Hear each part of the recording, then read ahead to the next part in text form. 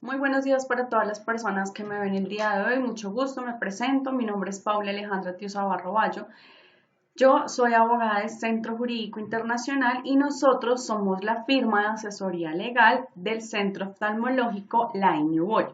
El día de hoy voy a presentar a ustedes la socialización del reglamento interno de trabajo, el cual se realizó en compañía y mancomunadamente entre nuestro centro oftalmológico y nosotros como firma de asesoramiento legal. Entonces, en ese orden de ideas voy a empezar a compartir pantalla para irles mostrando a ustedes lo que corresponde con nuestra socialización. Perfecto.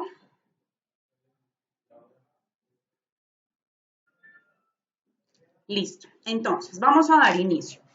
Lo primero que nosotros vamos a encontrar dentro de nuestro reglamento interno de trabajo es lo que corresponde con la información empresarial. Entonces, en este primer capítulo vamos a evidenciar que lo que nos establece es que nuestro centro oftalmológico se encuentra con personería jurídica otorgada por la Cámara de Comercio de San Andrés con domicilio principal en Avenida Providencia, número 493, piso quinto, ubicado en San Andrés Islas y quien se identifica con el número de matrícula, número de identificación tributaria número 900-343-773-1 y matrícula mercantil 31245, en donde nos establece su objeto social principal, el cual refiere que es la prestación de servicios médicos de cirugía, exámenes diagnósticos, consulta de oftalmología general y especializada y optometría, exámenes paraclínicos de oftalmología, compra y venta de lentes, monturas e insumos para cirugía y venta de medicamentos, prestación de servicios de terapia física, rehabilitación, gimnasia y en general cualquier actividad lícita de comercio permitida en Colombia y en general la realización de todas las actividades lícitas autorizadas propias para el objeto de la prestación de su servicio social. De acuerdo a lo anterior, entonces, tenemos que según nuestro reglamento interno de trabajo tenemos unas condiciones de admisión, ¿perfecto? Aquellas condiciones de admisión, de acuerdo a lo que dejamos dentro del reglamento, una vez finalizado todo lo que corresponde con la información empresarial, tenemos en nuestro capítulo segundo que van a ser los siguientes.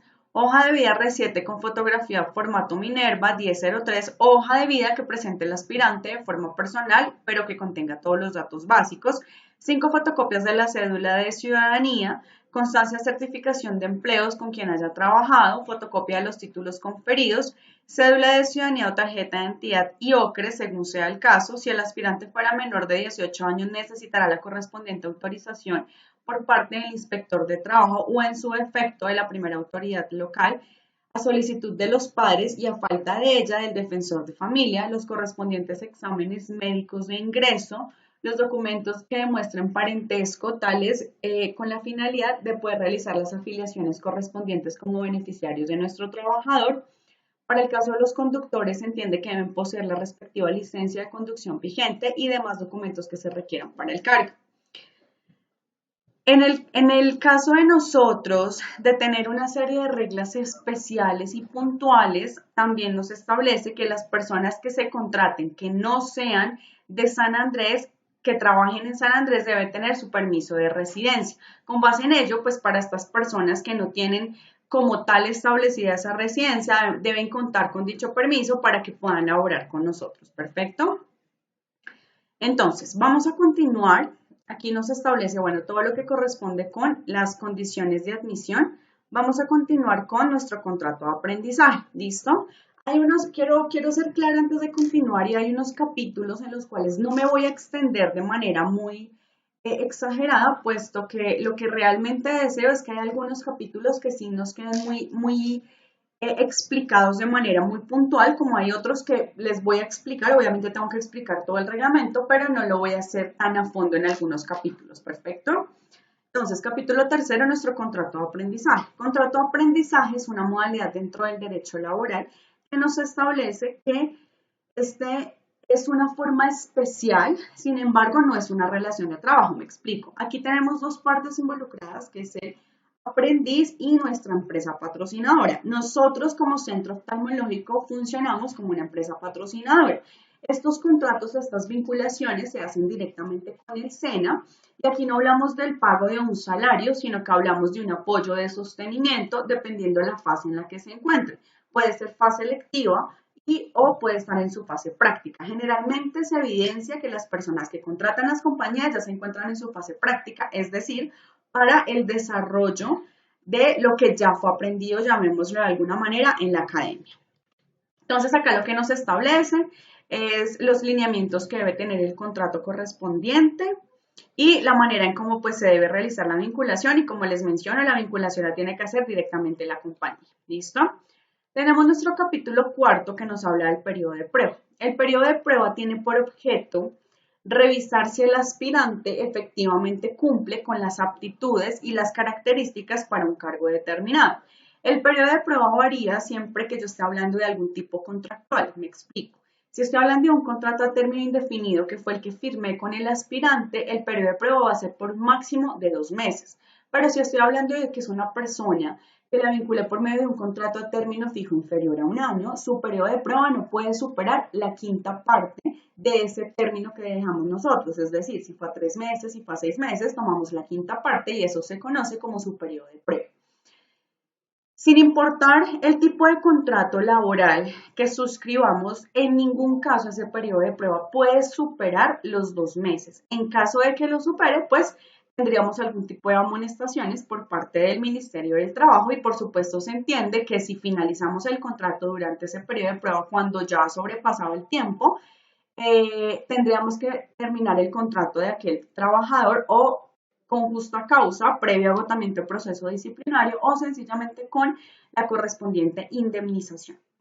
Entonces, en este periodo de prueba, el empleador podrá terminar el contrato, no tendrá que dar una explicación puntual, sencillamente refiere que no cumple con las características y aptitudes y con base en eso se entiende y se finaliza el contrato sin lugar a algún tipo de indemnización como tal. Nuestro capítulo quinto nos habla de los trabajadores accidentales o transitorios y el artículo 17 nos establece que no tienen el carácter de trabajadores propiamente dichos de la empresa, sino los de meros trabajadores o accidentales o transitorios, es decir, los que ocupen labores de corta duración, no mayor de un mes y de índole distinta a las normales de la compañía. Entonces, por ejemplo, una persona que nos va a apoyar como auxiliar de archivo, pero solamente va a estar por el término de 20 días. Este se considera como un trabajador accidental o transitorio sin perjuicio de lo anterior, por supuesto tiene derecho a todos los pagos normales de seguridad social y prestaciones sociales durante el tiempo que ejecute dicha labor. En nuestro capítulo sexto tenemos el teletrabajo. El teletrabajo es una forma de organización no presencial que se puede acordar con los trabajadores. En este teletrabajo es importante establecer dentro de un anexo lo que corresponde con la modalidad y la finalidad que se va a presentar en dicho teletrabajo, es decir, cuáles van a ser sus elementos, si nosotros vamos a entregar algún tipo de documento, si se va a suscribir algún tipo de anexo, si vamos a entregar algún tipo de instrumento para la ejecución oportuna por parte de nuestro teletrabajador. En este caso el teletrabajo no es, por ejemplo, como el trabajo remoto, aunque ya vamos a hablar de él más adelante, pero en el teletrabajo nosotros, por ejemplo, podemos inicialmente tener un contrato presencial directamente con nuestro trabajador, es decir, un contrato de trabajo en donde ejecute la labor. Sin perjuicio de ello, pues posterior a esto, al cabo de 2 meses, 6 meses, 8 meses, un año, podemos suscribir un acuerdo de teletrabajo y es completamente válido. Perfecto. Algo muy diferente al trabajo remoto. Entonces acá establecemos las condiciones puntuales para el mismo. En nuestro capítulo séptimo hablamos de los trabajadores dependientes por periodos inferiores a un mes. Entonces, en este caso puntual, hablamos de lo que refiere nuestro decreto 2616 del año 2013, en donde nos establece la forma o la modalidad para suscribir un contrato con una persona que no va a desempeñar la labor. Pongamos el ejemplo, en derecho laboral nosotros siempre contamos como 30 días para efectos de liquidación, sin importar si estemos hablando de 28 o si estamos hablando de 31 días que tenga el mes. Entonces, en este caso particular siempre lo contamos como 30 días y esos 30 días en este tipo contractual no se dan en este tipo de contrato, ¿listo? Entonces, ¿qué pasa? Que, por ejemplo, tenemos una persona con quien tenemos un contrato que puede ser en el mes solamente trabajo 8 días, ¿Listo? Entonces, ellos tienen unas condiciones especiales, tienen una característica, un requisito que es indispensable y es que obligatoriamente tiene que estar dentro del régimen subsidiado, esto es en el SISBEN, y las prestaciones sociales y los pagos de pensión y riesgos laborales se cotizan y se liquidan de acuerdo a la cantidad de días que vayan en el mes. Esto de acuerdo, como les refiero, de acuerdo a lo que establece el decreto 2616 del año 2013. Perfecto. Nuestro capítulo octavo nos habla del horario de trabajo. Según lo que tenemos hasta el momento establecido al día de hoy, tenemos que la jornada máxima legal es de 8 horas diarias, máximo 48 horas semanales, que tenemos una modificación que es una implementación gradual de la cual ya les voy a hablar. Pero para nuestro caso en particular, nuestro horario de trabajo quedó de la siguiente manera, de lunes a viernes de 8 de la mañana a 12 del mediodía y nuevamente de 2 de la tarde a 6 de la tarde. Un almuerzo comprendido entre la jornada de 12 a 2 de la tarde, el cual pues va a ser previamente acordado. Y los sábados vamos a tener un horario de 8 de la mañana a 2 de la tarde. ¿Listo? Si de pronto tenemos que hablar de una compensación adicional de tiempo, que es lo que conocemos como trabajo suplementario, tendrá que ser máximo de 2 horas diarias. Existen unas jornadas especiales de trabajo, por ejemplo, para las personas que desempeñan cargos de dirección, confianza y manejo, personas que tienen labores completamente discontinuas, personas que viven en el lugar de donde prestan el servicio, es decir, las personas generalmente que son como de servicios generales o de servicio doméstico. Listo, en nuestro parágrafo sexto, quedó debidamente resaltado, hablamos de la implementación gradual de la reducción de la jornada laboral. Entonces, ¿qué nos dice la ley 2101 del año 2021? Que vamos a llegar a un momento en el cual vamos a tener que laborar única y exclusivamente con 42 horas semanales.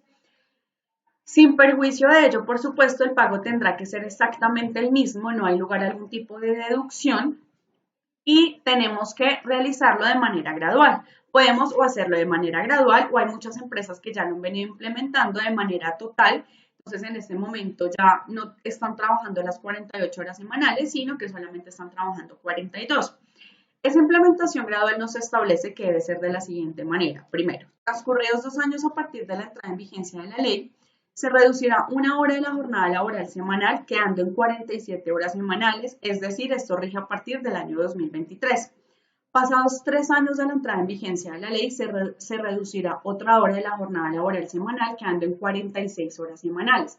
Y a partir del 4.º año de la entrada en vigencia de la ley, se reducirán 2 horas cada año hasta llegar a las 42 horas semanales. ¿Listo? Entonces, de acuerdo a ello, el empleador tendrá que seguir tiene las mismas obligaciones correspondientes y esto no le exime, por ejemplo, de otorgar también lo que corresponde con el Día de la Familia, que es una jornada semestral para los trabajadores para que puedan compartir con sus familias o en su defecto realizar algún tipo de actividad en donde pueda compartir el trabajador con sus familiares más allegados. Vamos con nuestro capítulo noveno, que son las horas extras. Bueno, antes de continuar con horas extras, en caso de que se presente algún tipo de incumplimiento por parte de alguno de los trabajadores de la compañía, en lo que refiere al horario de trabajo, pues ya con base en este reglamento, que es el último que estamos actualizando, que estamos dejando, vamos a iniciar los procesos disciplinarios correspondientes. Entonces, sí, se lo solicita que a partir de la publicación y de esta socialización que se está realizando para explicarles a ustedes el contenido del reglamento, pues empecemos a acatar debidamente lo que corresponde con las horas de ingreso y por supuesto con las horas de salida.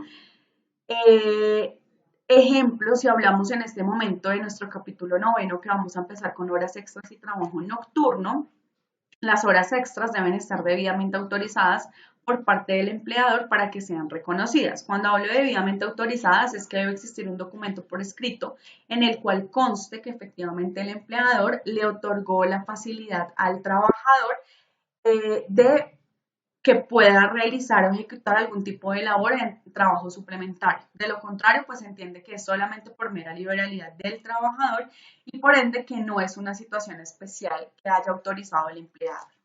Entonces, en ese orden de ideas, las horas extras y el trabajo nocturno, la jornada ordinaria es la comprendida desde las 6 de la mañana hasta las 9 de la noche y la jornada nocturna es desde las 9 de la noche hasta las 6 de la mañana. Ese trabajo suplementario tendrá que darse en unos espacios de tiempo que lo determine directamente nuestra normatividad laboral, que tendrán que ser máximo 2 horas diarias y 12 horas semanales, que debemos contar con la autorización por parte del Ministerio del Trabajo para poder laborar ese tiempo suplementario. De lo contrario, se entiende que no tiene la correspondiente autorización y por ende pues está infringiendo nuestra normatividad laboral.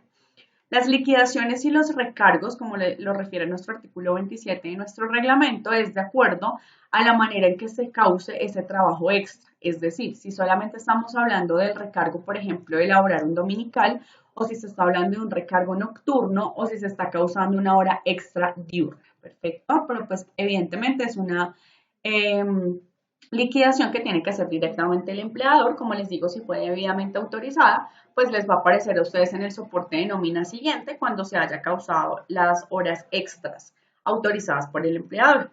Nuestro capítulo 10 nos habla de los días de descanso legalmente obligatorios, en donde, de acuerdo a nuestra normatividad laboral, nos refiere cuáles son esos días puntualmente. Entonces, a título de ejemplo, todos los trabajadores del sector público como del privado tienen derecho al descanso remunerado en los siguientes días de fiesta de carácter civil o religioso: 1 de enero, 6 de enero, 19 de marzo, 1 de mayo, 29 de junio, 20 de julio, 7 de agosto, 15 de agosto, 12 de octubre, 1 de noviembre, 11 de noviembre, 8 y 25 de diciembre, además de los días jueves y viernes santo, Ascensión del Señor, Corpus Christi y Sagrado Corazón de Jesús. Entonces aquí nos quedó todo lo que corresponde con esos eventos en los cuales, de acuerdo a nuestro calendario, se consideran como días de descanso legalmente obligatorios. Es importante tal vez sí mencionar, señores, que esto, de acuerdo, por supuesto, a la actividad económica y el objeto social que tenga la compañía.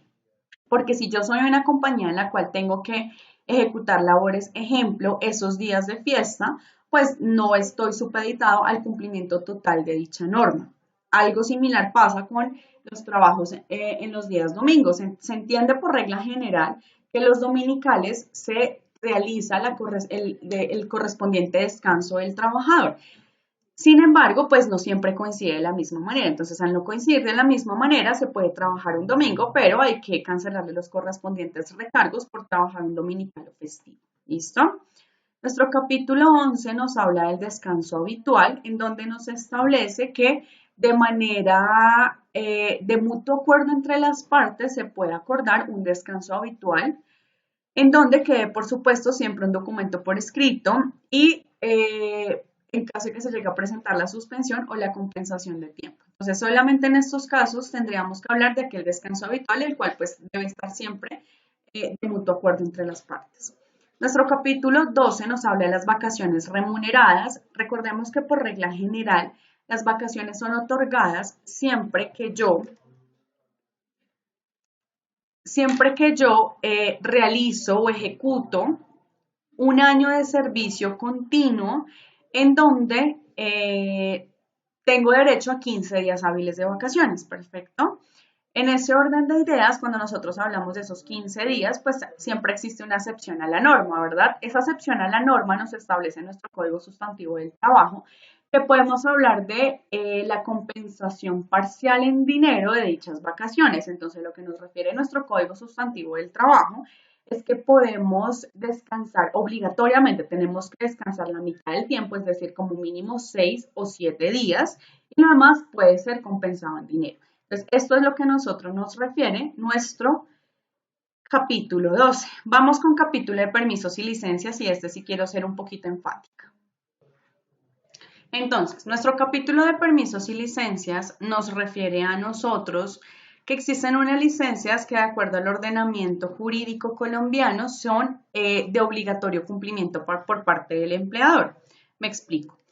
Esas licencias, como por ejemplo el derecho al sufragio, la licencia de luto, la licencia de maternidad, son licencias que obligatoriamente debemos otorgar como empleadores. ¿Listo? Pero que obviamente están sujetas a una serie de condiciones. Si hablamos, por ejemplo, del derecho al sufragio, es porque yo voy a presentar mi soporte de que efectivamente ejercí mi derecho al voto en las elecciones pasadas, y con base en eso, si fui jurado de votación o si sencillamente fui ciudadano que realizó y ejecutó pues su derecho al voto, pues tengo que presentar el correspondiente soporte. Perfecto. Si hablamos de la licencia de luto, también tengo que presentar de manera oportuna el soporte donde conste que la persona que falleció era algún familiar que se encuentra dentro de la norma que nos permite identificar a nosotros que me otorgaba esa licencia de luto. ¿Listo? Si hablamos de la licencia de maternidad, pues por supuesto inicialmente la prueba de embarazo y por ende pues las demás que se siguen causando hasta continuar o hasta llegar al periodo de lactancia. Listo. Ahora, respecto a los permisos para asistir a consulta médica, es necesario que el trabajador le solicite el permiso a su jefe inmediato, quien podrá autorizarlo para retirarse del lugar del trabajo. Cumplida la cita, el trabajador debe regresar de inmediato a la empresa, salvo que sea incapacitado u hospitalizado. En estos últimos casos, el trabajador deberá dar aviso dentro de las 24 horas siguientes a la empresa. La empresa solo aceptará incapacidades expedidas por la entidad promotora de salud a la que se encuentra afiliado como justificación para faltar al trabajo. ¿Qué ocurre? Que generalmente en las empresas sucede y es algo que se presenta de manera muy continua y es que nosotros vamos a una cita médica y no volvemos y la cita médica es más o menos tipo, pongámosle 10 de la mañana. Entonces se entendería que tipo 12 del día debería estar nuevamente en la empresa y eso no pasa. Entonces, por favor, también, de acuerdo a esta socialización que estamos realizando para ustedes, de tener precaución en lo que corresponde, de que no tener que estar llamándolos para ver si por favor de pronto nos quieren entregar la incapacidad o si de pronto yo quiero saber qué pasó con el trabajador, porque realmente es un tema dispendioso y ustedes como trabajadores pues también tienen una serie de obligaciones propias que cumplir. Entonces, en ese orden de ideas y de acuerdo a lo que les acabo de mencionar, de acuerdo a los tiempos que les acabo de referir, sí es importante que por favor lo cumplamos a cabalidad y que no vayamos a tener inconvenientes con el centro oftalmológico. ¿Listo? Licencias por grado de calamidad doméstica. La licencia por grado de calamidad doméstica debe estar debidamente comprobada. ¿Qué pasa? Que esta está realmente estipulada por medio de jurisprudencia y la jurisprudencia a nosotros realmente se nos queda un poquito cortico. Pero digamos que haciendo una revisión general, lo que nos establece la sentencia C930 del año 2009, la cual fue expedida por la Corte Constitucional, nos refiere que se entiende por grave calamidad doméstica todo suceso familiar cuya gravedad afecta el normal desarrollo de las actividades del trabajador en la cual puedan verse amenazados derechos fundamentales de importancia significativa en la vida personal o familiar del mismo, como por ejemplo, una grave afectación de la salud o la integridad física de un familiar cercano, hijo, hija, padre, madre, hermano, cónyuge o compañero permanente, el secuestro o la desaparición del mismo, una afectación seria de la vivienda del trabajador o de su familia por caso fortuito o fuerza mayor, como incendio, inundación o terremoto. Nuestro parágrafo tercero nos refiere todo lo que corresponde con la trabajadora en estado de embarazo, quien tiene derecho a una licencia de 18 semanas en la época del parto, la cual es completamente remunerada, con el salario que devenga al momento de iniciar su licencia. Esta licencia se extiende al padre adoptante sin cónyuge o compañero permanente, a la madre del recién nacido sin apoyo de la madre, sea por enfermedad o muerte. El esposo o compañero adoptante o al padre que queda a cargo permanente tendrá derecho a 2 semanas de licencia remunerada de paternidad, de acuerdo con lo que refiere la Ley 2114 del año 2021 y estará a cargo de la APS y será reconocida proporcionalmente a las semanas cotizadas por el padre durante el periodo de gestación. Adicionalmente a las 2 semanas de licencia remunerada de paternidad, porque recordemos que acá hubo una modificación el año pasado, en donde antes hablábamos de nuestra ley María única y exclusivamente por 8 días hábiles. Esta fue modificada y al día de hoy el padre tiene derecho, el trabajador tiene derecho a 2 semanas de licencia completamente remunerada de paternidad. Se entiende que el trabajador tendrá derecho a optar por las licencias de tiempo parental flexible, de tiempo parcial, entendiendo que la misma hace referencia a que la madre o el padre tendrán la facultad de optar por una licencia de la cual pueden cambiar un periodo de su licencia, a decir 18 semanas para el caso de la madre y 2 semanas para el caso del padre por un trabajo de medio tiempo, sin dejar de prever que el periodo que hubieran dispuesto para tal fin entenderá doblado, para la cual se deben tener en cuenta las siguientes condiciones. Entonces, esta licencia parental flexible de tiempo parcial lo que nos establece es que de mutuo acuerdo entre los padres podrán establecer que las 18 semanas no las tome completa la mamá, sino que le dé una partecita y se lo deja al padre. ¿Listo? Esto debe sujetarse a estas condiciones. Primero, el padre del neonato podrá usar esta figura antes de la semana 2 de su licencia y la madre no antes de la semana 13 de su respectiva licencia. El tiempo en que cualquiera de los padres decida tomar esta licencia no podrá ser interrumpido o fraccionado para posteriormente ser retomado. Dicha licencia será completamente remunerada con base en el salario del padre que disfrute de la licencia por el periodo correspondiente, entendiendo que el pago de la misma estará a cargo del empleador o de la entidad promotora de salud del padre que la disfrute. Y por último, pero no menos importante, esta licencia no es excluyente, esto es que se podrá optar por la misma aun cuando se haya disfrutado de la licencia parental compartida. ¿Qué quiere decir lo anterior? Que yo puedo tomar puedo coger 2 semanas de la licencia de maternidad que le fue otorgada a mi esposa, que debemos notificarlo, por supuesto, a la EPS y al empleador para que tenga conocimiento de que yo no voy a estar prácticamente un mes como trabajador hombre y que de acuerdo a lo anterior, esto no es excluyente con las licencias que cada uno tiene, es decir, con la licencia de paternidad está la toma común y corriente y con la licencia de maternidad. ¿Perfecto? Entonces, estos son permisos adicionales que son importantes también que ustedes conozcan, como es el permiso para ser censado.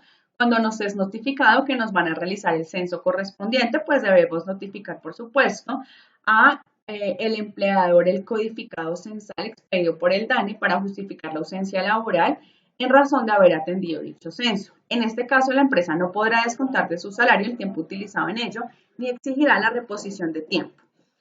Descanso remunerado en caso de aborto. La trabajadora que en el curso del embarazo sufra un aborto o parto prematuro no viable tiene derecho a una licencia de 2 a 4 semanas remuneradas con el salario que vengaba en el momento de iniciarse el descanso. Si el parto es viable, se aplica lo establecido para la licencia de maternidad postparto. El artículo 44C nos establece el descanso remunerado durante la lactancia, que este le aplica a la trabajadora hasta que el bebé tenga sus primeros 6 meses de edad.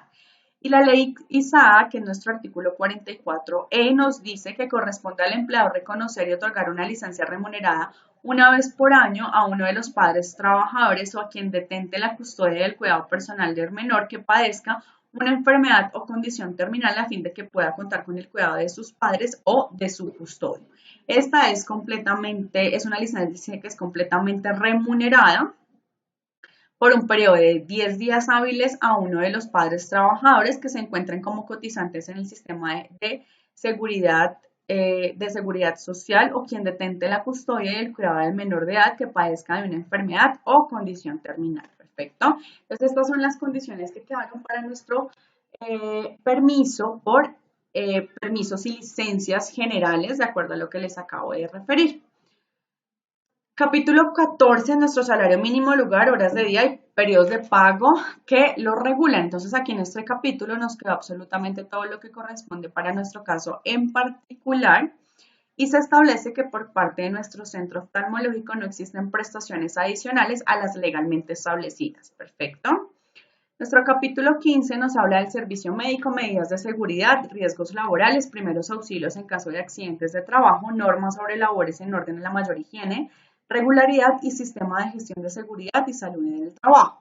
Entonces, este capítulo realmente lo que nos establece es la manera y la forma en la cual cada una de las partes involucradas en un contexto de trabajo tiene una serie de obligaciones. Es decir, para el caso de ustedes, señores trabajadores, tienen la obligación de informar y notificar a la compañía cuando evidencien que de pronto existe un riesgo latente de que se pueda presentar algún tipo de accidente de trabajo o peor aún, una muerte, el fallecimiento de alguno de nuestros compañeros de trabajo. Cuando se presenta algún tipo de accidente de trabajo, también debe notificarlo de manera oportuna y de esta manera el empleador, pues por supuesto, también tiene una serie de obligaciones a cumplir propias con sus trabajadores. Entonces, por ello, quedaron algunos espacios, yo creo que ustedes lo pueden identificar, subrayados. Aquí tenemos, miren lo que les decía, las obligaciones por parte del empleador en su sistema de gestión y las responsabilidades por parte de los trabajadores. Perfecto. Aquí tenemos nuestro capítulo 16 que nos habla de las prescripciones de orden, en donde nos establece que debemos tener unos valores mínimos de amor al trabajo y de espíritu a la familia, directamente dirigidos hacia nuestra compañía. Por lo tanto, como trabajadores, ustedes tienen una serie de deberes con el fin de honrar y serles fiel completamente a todo lo que tiene la compañía en cuanto a su visión, su misión, sus valores y todo lo demás. Entonces acá quedaron prescritos estas prescripciones de orden. Continuamos con nuestro capítulo 17 que nos habla del orden jerárquico. Aquí queda el organigrama para ustedes, también para que sea un poco más fácil identificar aquellos cargos en los cuales definitivamente yo tengo que acudir por alguna situación puntual. Entonces vamos a empezar llamémoslo que de orden jerárquico, la primera línea es nuestra asamblea de socios, sigue revisoría fiscal, sigue nuestra asesoría jurídica. De allí se desprenden dos gerencias supremamente importantes, que es la administrativa y la de gerencia de salud. En gerencia de salud tenemos optometría, oftalmología, atención al usuario, farmacia, cirugía, consulta externa, diagnóstico, esterilización y habilitación. En nuestra gerencia administrativa tenemos gestión administrativa, por su parte gestión financiera, tenemos de gestión administrativa facturación, tesorería, comunicaciones y gestión de recursos, equipos biomédicos. Y por parte de gestión financiera tenemos contabilidad, glosas y carteras, recursos humanos, gestión tecnológica y seguridad y salud en el trabajo. Entonces, ¿qué pasa? Que si, por ejemplo, nosotros vamos a acudir a gestión financiera y no logramos tener alguna respuesta favorable, pues sé que tengo que acudir como siguiente cabeza, hablándolo pues en una posición jerárquica a gerente administrativo. Si yo acudo a gerencia de salud y no tengo ningún tipo de respuesta, pues tengo que acudir a asesoría jurídica. Si asesoría jurídica no me da respuesta, tengo que acudir a revisoría fiscal. Y si revisoría fiscal no me da respuesta, pues tengo que acudir a la asamblea de socios. Entonces, esto para que lo tengamos presente de los cargos en los cuales podemos realizar algún tipo de requerimiento, solicitud o sencillamente para que tengamos presente cómo es el nivel organizacional de la compañía. Listo, ahora, de los cargos que tenemos con antelación de los cuales fueron explicados, se podrán imponer sanciones disciplinarias en primera instancia y en segunda instancia. En primera instancia tenemos gerencia y en segunda instancia tenemos a nuestro coordinador administrativo. Entonces, en primera instancia, quien va a sancionarnos va a ser nuestro gerente. En segunda instancia, si no nos encontramos de acuerdo con la decisión que tomó esta primera instancia, podemos acudir a nuestro coordinador administrativo. Es esto para que también lo tengamos presente porque tenemos un principio de la doble instancia en donde si no estamos de acuerdo con esa primera decisión, podemos acudir a una segunda. Continuamos con nuestro capítulo 18 que nos habla de labores prohibidas para mujeres y menores de 18 años. Entonces acá se establecen una serie de especificaciones dependiendo pues cuáles labores definitivamente no son apoyadas o aplicables para que realicen las mujeres y cuáles tampoco son para los menores de 18 años. Entonces en este capítulo nos queda establecido lo anterior. Continuamos con nuestro capítulo 19 que nos habla de las obligaciones especiales para la empresa y los trabajadores. Este capítulo realmente no quiero extenderme demasiado en la socialización porque yo sé que es algo cansoncito también para que ustedes me estén escuchando 2 horas, 3 horas sentados, pues yo sé que es algo de pronto que se torna un poquito dispendioso, pero sí quiero decirles y quiero hacerles un comentario. Y esto es importante para que por favor ustedes revisen este capítulo especialmente. ¿Por qué lo digo especialmente? No porque de pronto estemos cometiendo algo que vaya en contra de la norma, porque pues como les dije al inicio de la socialización, esto lo hicimos con el centro oftalmológico y lo hicimos nosotros como abogados, por lo tanto es completamente válido y legal y está respetando todos los derechos mínimos de ustedes como personas y trabajadores. Pero sí quiero que les quede muy claro lo que corresponde con aquellas obligaciones y prohibiciones para ustedes, señores trabajadores. Entonces, en ese orden de ideas, sí les voy a pedir, por favor, que lo revisen, que si tienen algún tipo de comentario me cuenten, aunque bueno, igual ahorita les voy a comentar cómo es la dinámica cuando finalice la socialización, pero sí me parece importante que por favor ustedes lo revisen y tengan claro la manera en la cual nosotros vamos a imponer algún tipo de sanción o vamos a realizar algún tipo de proceso disciplinario. ¿Perfecto? Entonces, nuestro artículo 68 nos quedaron las obligaciones especiales por parte del empleador. Nos quedaron una totalidad de 32 obligaciones. Las de ustedes son en el artículo 69, que son las de los trabajadores. Aquí nos quedó una totalidad de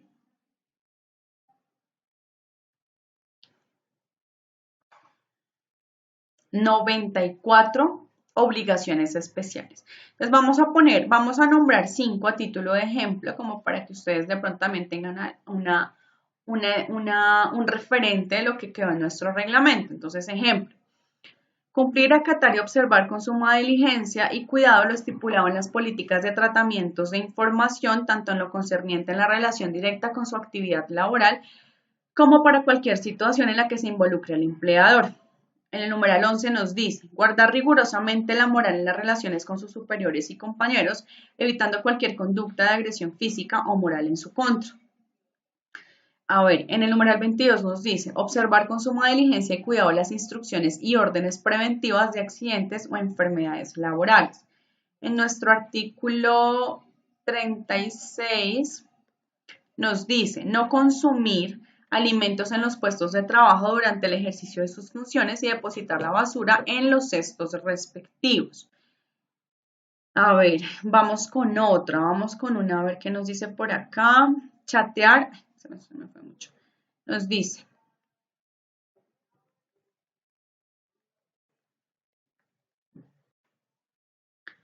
tratar al público, a los clientes, a los proveedores y terceros con vínculos con la empresa con la mayor deferencia, cortesía, respeto y amabilidad. ¿Listo? Mantener ordenado su sitio de trabajo e impedir el desperdicio de materiales y procurar con el mayor rendimiento en el desempeño de sus labores.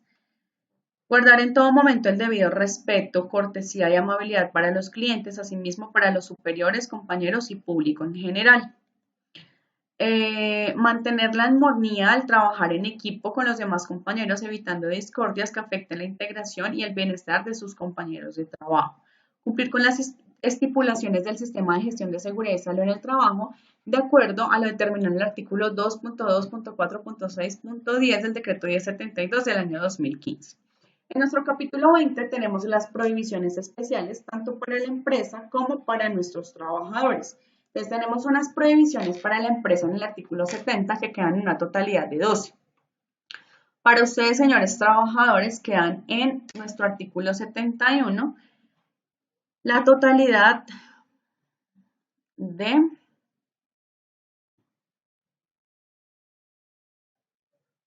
esta sí queda un poquito más larguita, de 128 prohibiciones. Entonces vamos a hacer el mismo ejercicio. Vamos a tomar algunas, pues para no explicarles todas, porque yo, como les digo, no quiero hacer esta socialización demasiado dispendiosa, pero sí para mí es importante que ustedes conozcan estas prohibiciones y obligaciones. Vamos a hablar de el numeral quinto. Falta al trabajo sin justa causa de impedimento o sin permiso por parte de la empresa, excepto en los casos de huelga, en los cuales deben abandonar el lugar de trabajo quienes participen en ella. La falta al trabajo es grave para todos los trabajadores de la empresa, especialmente cuando se trata de trabajadores vinculados a proyectos especiales de la empresa. El trabajador que deba sucederlo de la labor sin autorización previa del superior que tenga facultad para conceder dicha autorización y permiso. Vamos con otro, a ver, vamos con el numeral 19. Tener dentro del escritorio facturas originales o copias firmadas, estos deben estar bajo el control del Departamento de Contabilidad o Tesorería, quienes son los responsables de manejar el archivo de las mismas. Vamos con otra. Numeral 52. Tomar más del tiempo que concede el empleador para tomar alimentos o descansos. Vamos con el numeral 90. Organizar reuniones en los lugares de trabajo, cualquiera que sea el objeto de ellas, sin previa autorización por parte del respectivo superior. Vamos por acá con otro.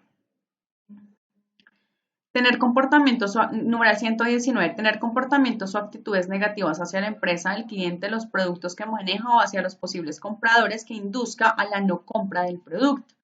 En la 121 nos dice, dentro de su jornada laboral, tener uso de audífonos, radios USB, MP3, MP4 o cualquier aparato electrónico no autorizado por la empresa para el ejercicio de sus funciones. El numeral 120 nos dice, en la parte operativa, los trabajadores no deben usar accesorios, manillas, aretes, anillos, etcétera, que le puedan causar algún tipo de accidente con las máquinas que manipulen de acuerdo a lo relacionado con el sistema de gestión y prevención de riesgos que tiene la compañía.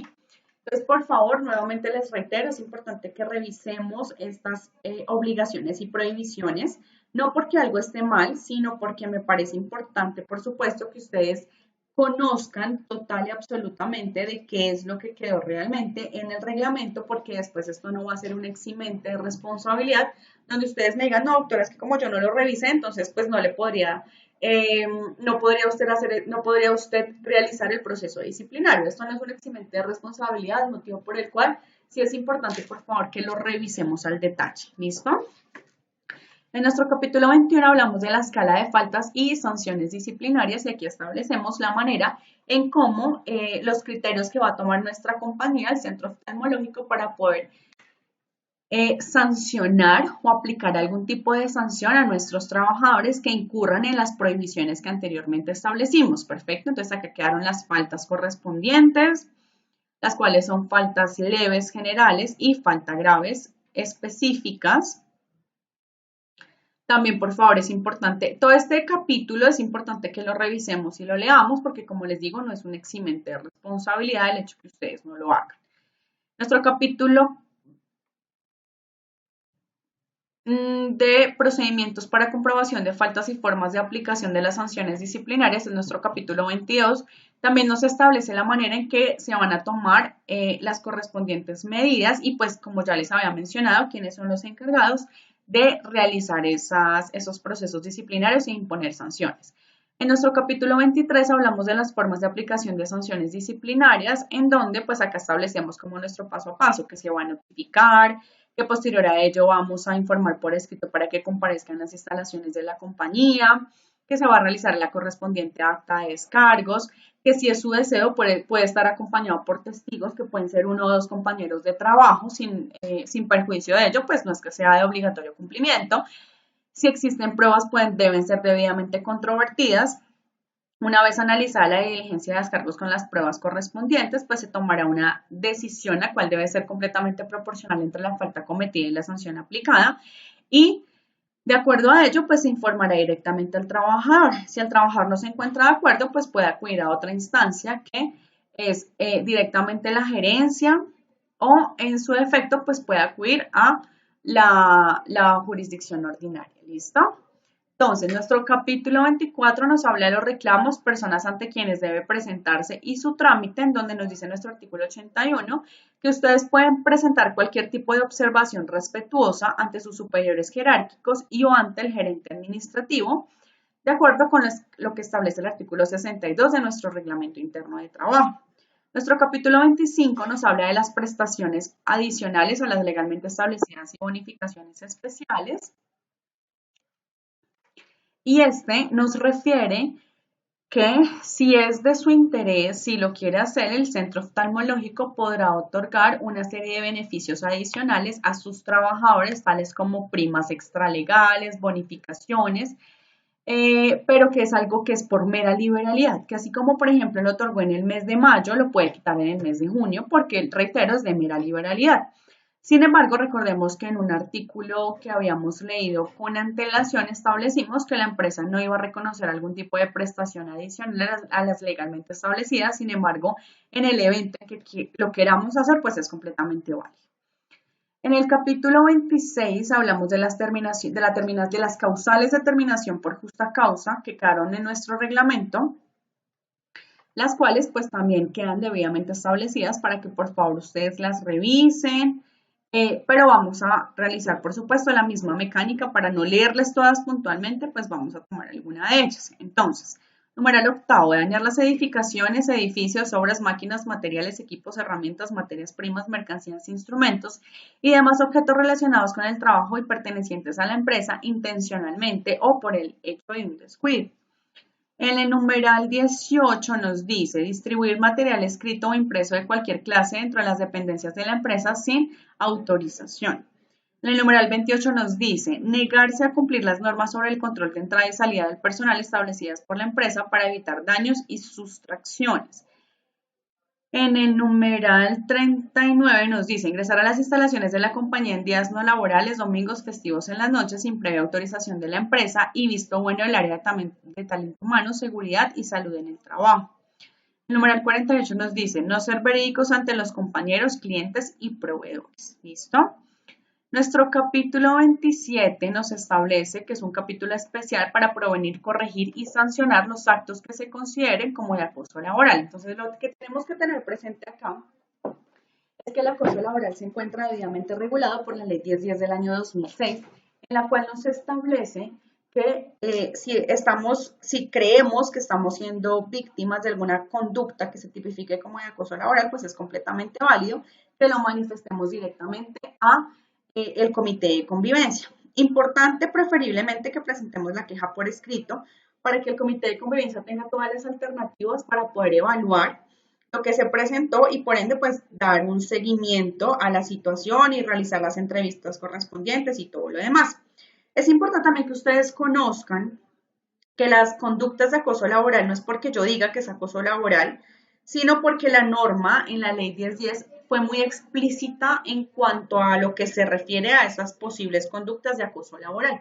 Entonces, de hecho, es una de las normas más completas que nosotros tenemos en nuestro ordenamiento jurídico laboral, en la cual nos establece, pues, por qué hablamos de una conducta de acoso laboral, además que debe ser una conducta persistente y demostrable en el tiempo, en la cual nosotros podamos establecer válidamente el hecho de que se está presentando una conducta. No es porque por primera vez me llaman la atención, entonces ya es acoso laboral, no. Es porque se ha presentado de manera continua aquella conducta de acoso laboral y por ende, pues eso está afectando, por supuesto, la armonía de la compañía. Ahora, hay unas conductas que no se tipifican como de acoso laboral, las cuales también se encuentran en la normatividad, que es, por ejemplo, lo que les estoy mencionando. Porque me dieron una orden, porque no entregué un informe de manera cumplida, juiciosa, pues entonces ya por ese simple hecho, sencillamente nosotros establecemos que es una conducta de acoso laboral, lo cual no ocurre de esa manera. Perfecto. Entonces aquí la compañía tiene una serie de mecanismos de prevención en caso de que se llegase a notificar algún tipo de conducta de esa índole, en donde queda plenamente establecido que se deberán realizar las correspondientes capacitaciones a los trabajadores para que conozcan del contenido de la Ley 1010 del año 2006 y que en caso de que, pues, por supuesto, se llegue a presentar, se activará de manera inmediata. Los miembros del Comité de Convivencia Laboral se tendrán que reunir y tendrán que dar, pues, una revisión frente a lo que está manejando, frente a lo que está manifestando el sujeto activo, que es el que, pues, refiere que se está cometiendo la conducta contra él. Perfecto. En nuestro capítulo 31 hablamos de los sujetos de la acción disciplinaria. Y en este lo que nos establece es que son sujetos de acción disciplinaria absolutamente todas las personas que se encuentran en la compañía, quienes son sujetos activos y sujetos pasivos, en una relación de trabajo en la cual se pueda llegar a presentar estas conductas de acoso laboral. Perfecto, entonces también quedan debidamente explicadas. Nuestro capítulo especial primero nos habla de la garantía de protección de medios tecnológicos, en donde, teniendo las autorizaciones correspondientes, es válido que realicemos las grabaciones de circuito cerrado, es válido que solo tomemos como prueba, es completamente válido también que esas grabaciones, que podamos inspeccionar llamadas, que podamos verificar el histórico de lo que tenemos o de lo que el trabajador presuntamente realiza en todo el día y con base en eso pues adelantar los correspondientes procesos disciplinarios. Entonces es completamente válido cuando tenemos suscrito nuestra acuerdo de medios tecnológicos. ¿Listo?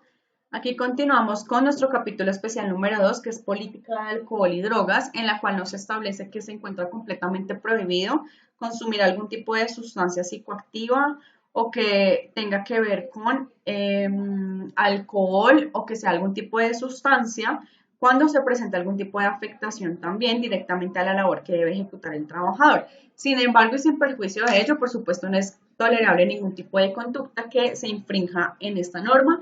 Y a continuación, en nuestra página 46 del reglamento, les mostramos a ustedes la política que tenemos en este momento como centro oftalmológico. ¿Listo? Nuestro capítulo especial número 3 nos habla del Día de la Familia. El Día de la Familia está creado por la Ley 1857 del año 2017 y nos establece que el empleador debe promover 2 jornadas de para que los trabajadores puedan compartir con sus familias. Estas jornadas deben ser cada semestre, deben ser en un día laboral completamente hábil de trabajo y que en caso de que el empleador no quiera conceder el día, podría organizar una actividad con la caja de compensación familiar para el trabajador y los familiares o el familiar más allegado. Perfecto, entonces con base en eso se entiende que de acuerdo a que quede esa actividad o que se otorgue el día, estamos cumpliendo con lo que establece la normatividad.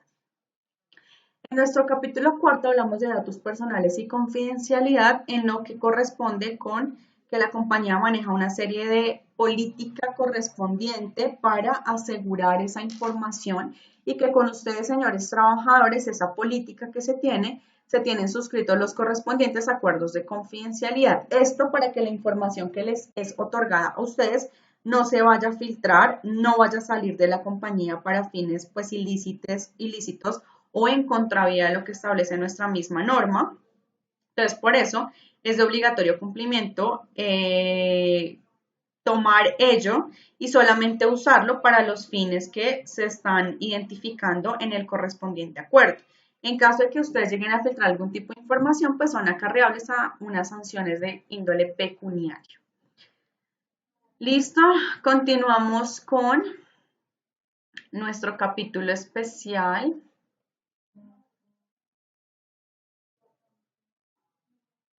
Número 5, que es protección de datos personales, y esto atendiendo al hecho que ustedes nos han suministrado varios datos a nosotros como compañía, por lo tanto se considera que la empresa tiene una política de protección de datos debidamente establecida y que es custodio de los datos que también, por supuesto, maneja la misma. Entonces, en este orden de ideas, se tiene suscrita la correspondiente autorización de tratamiento de datos personales para con base en eso ustedes también puedan estar tranquilos de que la información está debidamente custodiada. Perfecto. Aquí continuamos con nuestro capítulo especial sexto, que es de trabajo en casa. Trabajo en casa, ley 2088 del año 2021, en la cual nos establece que es una modalidad de trabajo no presencial, la cual se puede prestar por un tiempo en el cual pues permanezca algún tipo de causa especial. Entonces, por ejemplo, si nosotros estamos hablando que es una persona que ya está a puertas de tener a su bebé y queremos mejor enviarla a trabajo en casa, para que no siga exponiéndose de pronto tomando transporte, manejando su vehículo, sino que ya de alguna manera esté un poco más tranquila, pues lo podemos hacer y optamos por dicha figura de trabajo en casa. Porque se está presentando nuevamente manifestaciones y no queremos que nuestros trabajadores salgan de su lugar de trabajo, los que pues pueden realizar ese trabajo de manera virtual, pues también lo podemos suscribir con ellos. Entonces, el trabajo en casa viene tal vez como para moderarnos a nosotros un poquito lo que corresponde con esa modalidad no presencial y con base en eso pues es válido que suscribamos el correspondiente acuerdo que es un anexo a nuestro contrato de trabajo. Nuestro capítulo especial séptimo nos habla del trabajo remoto y esta lo que nos establece es que ese trabajo remoto lo podemos pactar o debe ser pactado desde el inicio, no es como el trabajo en casa o el teletrabajo que lo podemos programar ya posterior, cuando ya se tiene un contrato suscrito, no, sino que este desde su inicio hasta su final es completamente remoto. Las causales por las cuales ese trabajo no se presenta de manera remota es porque de pronto el trabajador remoto tiene que acercarse a la empresa porque se realiza la instalación de algún tipo de software, porque se hace algún tipo de actualización, porque se va a rendir descargos con el mismo. Entonces, de esa manera, pues hablamos que es válido el hecho de que el trabajador se presente en las instalaciones de la empresa. Sin perjuicio de ello, pues generalmente no debe concurrir a la compañía de manera habitual, sino que sencillamente va a realizar su trabajo 100% remoto. Y en este nos exige el pago de auxilio de conectividad, puesto que desde el inicio se pactó de esa manera ese trabajo. Nuestro capítulo especial octavo nos habla de la desconexión laboral, también otra normatividad importante que tenemos en este momento, que es la Ley 2191 del año 2022, y este nos establece que la desconexión laboral es el derecho que tienen todos los trabajadores a no tener contacto por cualquier medio o herramienta, bien sea tecnológica o no, para cuestiones relacionadas con su ámbito o actividad laboral, derecho aplicable a las distintas modalidades de contratación laboral independiente de su forma de ejecución, con la finalidad del disfrute de tiempo libre, licencias, vacaciones y o permisos otorgados por el empleador. Así, los empleadores deberán abstenerse de formular órdenes u otros requerimientos al trabajador por fuera de la jornada laboral. La garantía de la desconexión laboral inicia una vez finalizada la jornada laboral. Sin embargo, esta garantía dependerá de la naturaleza del cargo. Cualquier tipo de cláusula, de documento privado, de acuerdo que suscribamos en contra de esta norma se considera completamente ineficaz.